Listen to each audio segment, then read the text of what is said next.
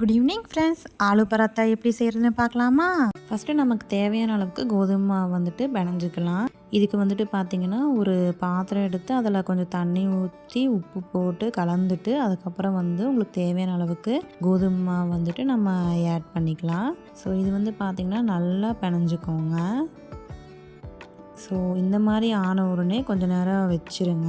அதுக்கப்புறம் என்ன பண்ணுறீங்கன்னு பார்த்தீங்கன்னா நமக்கு தேவையான அளவுக்கு உருளைக்கிழங்கு எடுத்து குக்கரில் போட்டு வேக வச்சுக்கலாம். நான் வந்துட்டு ஒரு 4 உருளைக்கிழங்கு எடுத்திருக்கேன். உருளைக்கிழங்கு வேகிறதுக்குள்ளே மசாலாவுக்கு தேவையான பொருட்கள் எல்லாம் நம்ம ரெடி பண்ணி வச்சுக்கலாம். இதுக்கு வந்துட்டு நான் பார்த்திங்கன்னா ஒரு பெரிய வெங்காயம், அதுக்கப்புறம் வந்து பார்த்திங்கன்னா கருவேப்பிலை கொஞ்சம், பச்சை மிளகாய் வந்து ஒன்றே ஒன்று காரத்துக்காக எடுத்திருக்கேன். ஸோ நான் உங்களுக்கு வந்துட்டு பார்த்திங்கன்னா காரம் அதிகமாக வேணும்னா 2 பச்சை மிளகா 3 பச்சை மிளகா கூட எடுத்துக்கலாம். நான் காரம் கம்மியாக இருக்கட்டும் தான் ஒன்றே ஒன்று எடுத்திருக்கேன். அப்புறம் நம்ம சேனல் பார்த்திங்கன்னா 356 சப்ஸ்கிரைபர்ஸ் வந்து ரீச் பண்ணியிருக்கு.